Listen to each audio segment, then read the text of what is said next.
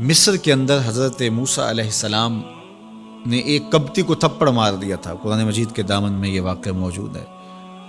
تو آپ کی جلالت اور آپ کے زور کی تاب نہ لاتے ہوئے وہ وہیں ڈھیر ہو گیا، اس کی موت واقع ہو گئی۔ تو مصر کے حالات کشیدہ ہو گئے اور حضرت موسیٰ علیہ السلام کو مصر چھوڑنا پڑا۔ تو وہ شہر مدین کی جانب جا رہے تھے کہ راستے کے اندر ایک کنواں تھا، وہاں کچھ لوگ اپنے جانوروں کو پانی پلا رہے تھے۔ تو حضرت موسیٰ نے دیکھا کہ دو پردہ دار خواتین ہیں، وہ اپنے جانوروں کو ایک سمت لیے کھڑی ہیں۔ سمجھ گئے کہ مردوں کے ہجوم میں آنا نہیں چاہ رہی، ان کا حیا مانے ہے۔ تو آگے بڑھے اور ان کے جانور ہانکے اور ان کو سیراب کیا اور پھر ان کی جانب ہانک دیے۔ وہ واپس گئیں اور اپنے والد بزرگوار سے کہا کہ ایک سال نوجوان جس کی آنکھوں میں شرم و حیا تھا، اس نے ہمارے ساتھ یہ مہربانی کی۔ تو ان کے والد گرامی نے کہا کہ جاؤ اس کو بلا کے لاؤ۔ قرآن مجید میں اس کا ذکر کیا گیا، فجاءتہ احداہما تمشی علی استحیاء، ان میں سے ایک خاتون حیا میں سمٹی ہوئی حاضر ہوئی۔ اس نے کہا کہ ہمارے والد گرامی آپ کو بلاتے ہیں، آپ نے ہمارے ساتھ جو مہربانی کی ہے اس کا وہ اجر دینا چاہتے ہیں۔ تو حضرت موسیٰ علیہ السلام ان کے ساتھ چلے گئے، اور جب گئے تو یہ گھر تھا حضرت شعیب علیہ السلام کا، اور یہ صاحبزادیاں حضرت شعیب علیہ السلام کی تھیں۔ تو اس خاتون کا شرم و حیا کے ماحول میں حضرت موسیٰ علیہ السلام کو یہ کہنا اور چل کے اس انداز سے آنا، قرآن نے اس کی حکایت بیان کی ہے۔ تو خدا کو پسند ہے کوئی خاتون حیا کے ماحول میں آئے تو اللہ اس کی آمد کو اور اس کے آنے کو قرآن کا عنوان بنا دیتا ہے اور قرآن کی حکایت بنا دیتا ہے کہ جو خاتون حیا کے جوہر کی مالکہ ہو وہ اللہ کو کتنی اچھی لگتی ہے۔ اللہ اکبر۔ حضرت نبی اکرم صلی اللہ علیہ وآلہ وسلم کا فرمان حیا کے حوالے سے، الحیاء من الایمان، حیا ایمان سے ہے۔ تو جتنے بھی ایماندار لوگ ہیں وہ پھر حیا کے جوہر سے مزین ہوں گے، مالا مال ہوں گے۔ آپ دیکھ لیجئے سب سے بڑے ایماندار تو میرے اور آپ کے آقا مولا ہیں، اور حضور کمواری لڑکی سے زیادہ حیادار تھے۔ باقی حضور کے اصحاب دیکھ لیجئے، ان کا حیا، اور حضور کی ازواج مطہرات کا حیا دیکھیے۔ ام المومنین حضرت عائشہ رضی اللہ تعالی عنہا فرماتی ہیں کہ حضور کا جب وصال ہوا اور حضور میرے حجرے میں دفن ہوئے، تو میں جب حضور کی قبر انور پہ جاتی تو معمولی چادر اوڑھ کے چلی جاتی، اس خیال سے کہ میرے شوہر ہیں۔ پھر حضرت ابو بکر صدیق رضی اللہ تعالیٰ عنہ کا وصال ہوا تو وہ بھی ساتھ دفن ہو گئے، تو میں پھر بھی اسی حالت میں جاتی اور میں سوچتی کہ ایک میرا شوہر ہے اور دوسرا میرا والد ہے۔ کہا پھر حضرت عمر رضی اللہ تعالیٰ عنہ کا انتقال ہوا اور وہ بھی ساتھ مدفون ہوئے۔ تو حضرت ام المومنین فرماتی ہیں کہ اب جب میں جاتی تو میرا جانے کا انداز مختلف تھا۔ فواللہ ما دخلت الا وانا مشدودۃ علی ثیابی حیاء من عمر۔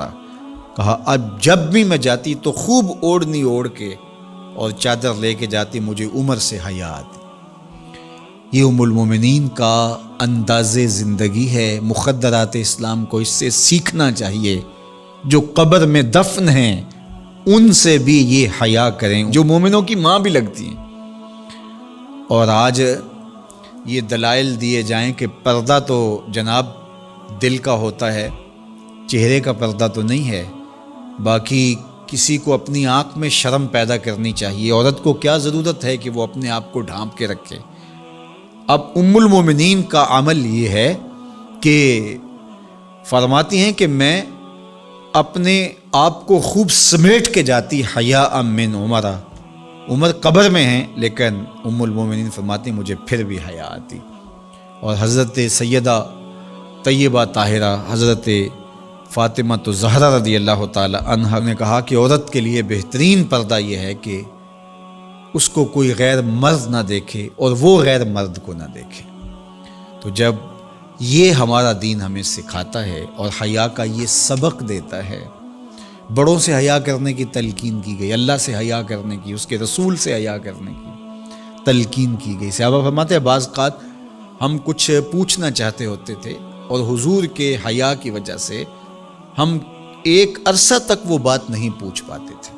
آج دادا کے سامنے بچے جس طرح بات کرتے ہیں اور جس طرح بچوں سے حیا کا جوہر ختم ہو گیا ہے اور اس کو وہ تہذیب نو کا کرشمہ سمجھتے ہیں اور جدید دور کی کرامت سمجھتے ہیں، یہ دور جدید کی کرامت نہیں ہے، یہ جاہلیت ہے۔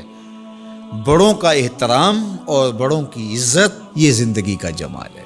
دور موجود کے محققین یہ کہتے ہیں کہ تم پردے میں عورت کو سمیٹ کر کے اس کی آزادی سلب کرنا چاہتے ہو، واجبی سا پردہ کافی ہے، لیکن چہرے کا، ہاتھوں کا اور دیگر جو ہے وہ کچھ اعضاء کا پردہ ضروری نہیں ہے، اور صرف عورت کا پردہ، مخصوص اعضاء کا پردہ شریعت نے دیا ہے۔ آپ کو مختلف چینلز پر بیٹھے ہوئے ایسے لوگ نظر آئیں گے جو اس بات کی اس نازک دور میں تبلیغ کرتے ہیں جب عورت پہلے ہی بے پردہ ہو چکی ہے، عورت پردے میں لپٹتی چلی جا رہی ہے اور اس کی نہ آنکھیں نظر آ رہی ہیں نہ ہاتھ نظر آ رہے ہیں، اور اس کے لیے جو ہے وہ کوئی ایک راستہ بھی باقی نہیں بچا، تو پھر تو کوئی یہ تبلیغ کرے تو سمجھ آتا ہے کہ ہو سکتا ہے کسی جو ہے وہ تحقیق کے تحت یہ بات کر رہا ہو۔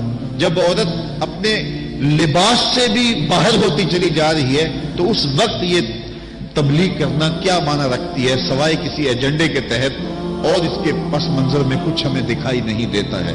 تو وہ کہتے ہیں کہ چہرے کا پردہ نہیں ہے، ہاتھوں کا پردہ نہیں ہے، پاؤں کا پردہ نہیں ہے۔ شاید وہ اس بات کو جو ہے وہ سمجھنے سے قاصر ہیں کہ یہ محارم کے لیے ہے۔ عورت کا مخصوص اعضاء کا پردہ تو اس کے باپ سے بھی ہے، اس کے بھائی سے بھی ہے، اس کے محارم سے بھی ہے، حتیٰ کہ بیٹے سے بھی ہے، لیکن یہ جو اعضاء ہیں ان کا پردہ بھی عورت کے اوپر لازم ہے، چونکہ جو شر پیدا ہوتی ہے وہ چہرے سے اس کا آغاز ہوتا ہے۔ تو میں ایک بات کہا کرتا ہوں کہ یہ جتنے دلائل ہیں ان دلائل کے جواب بھی علماء نے دیے ہیں، یہ ساری بحث کی جا سکتی ہے۔ میری مائیں بہنیں تصور کر لیں کہ سیدہ فاطمہ تو زہرا کا پردہ کیسا ہوگا، تو ان کے تصور میں حیا میں لپٹی ہوئی فاطمہ دکھائی دے گی۔ بلکہ سیدہ فاطمہ تو زہرا سے جب پوچھا گیا کہ عورت کا صحیح پردہ کیا ہے، انہوں نے کہا کہ عورت کا صحیح پردہ یہ ہے کہ وہ کسی مرد کو نہ دیکھے اور کوئی مرد اس کو نہ دیکھے۔ حضرت عبداللہ ابن مکتوم رضی اللہ تعالی عنہ کے سامنے ازواج مطہرات نے پردہ نہیں کیا تو وہ آنکھوں سے نابینے تھے، تو حضور نے اس پر انہیں تنبیہ کی کہ تم نے پردہ کیوں نہیں کیا؟ تو انہوں نے کہا حضور وہ تو نابینا ہے، تو فرمایا کہ تم نابینا تو نہیں ہو۔ تو پردہ مرد سے بھی ہے، جہاں فتنے کا امکان بھی ہو شریعت نے وہ راستہ ہی مسدود کر دیا ہے تاکہ کل کوئی فتنہ کھڑا نہ ہو جائے۔ تو میں سادی سی بات یہ کرتا ہوں کہ پردے کے حوالے سے دلائل کی دنیا بھی ایک بہت بڑی دنیا ہے، لیکن میری مائیں اور بہنیں یہ تصور کریں کہ سیدہ فاطمہ تو زہرا کا پردہ کیا ہوگا، تو یہ تصور کرنے سے ہی طبیعت میں حیا پیدا ہونا شروع ہو جائے گا، اور سیدہ کا پردہ اور ان کی عصمت اور ان کی آبرو کا انداز سمجھ میں آ جائے گا۔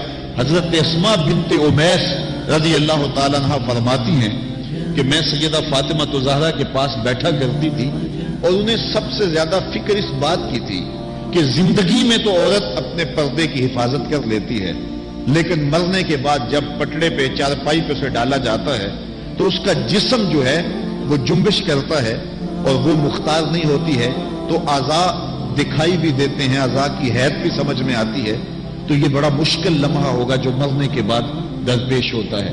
تو فرماتی ہے کہ میں نے انہیں کہا کہ جب حبشہ کی جانب ہجرت کی تھی تو میں بھی ان لوگوں میں شامل تھی، تو میں نے وہاں حبشہ میں دیکھا ہے کہ چارپائی کے چاروں پایوں کے ساتھ شاخ باندھ دیتے ہیں اور پھر ان کو درمیان میں جوڑ دیتے ہیں اور اس کے اوپر کپڑا ڈال دیتے ہیں اور یہ ایک ڈولی بن جاتی ہے۔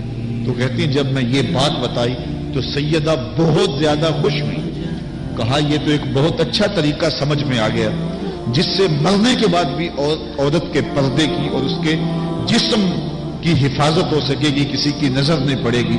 تو یہ وہ سیدہ ہیں کہ جنہوں نے اپنے پردے کی حفاظت یوں کی کہ غیر مرد نے انہیں نہیں دیکھا، اور پھر مرنے کے بعد بھی ان کے لیے وہ ڈولی تیار کر لی گئی، رات کی تنہائیوں میں ان کا جنازہ پڑا گیا.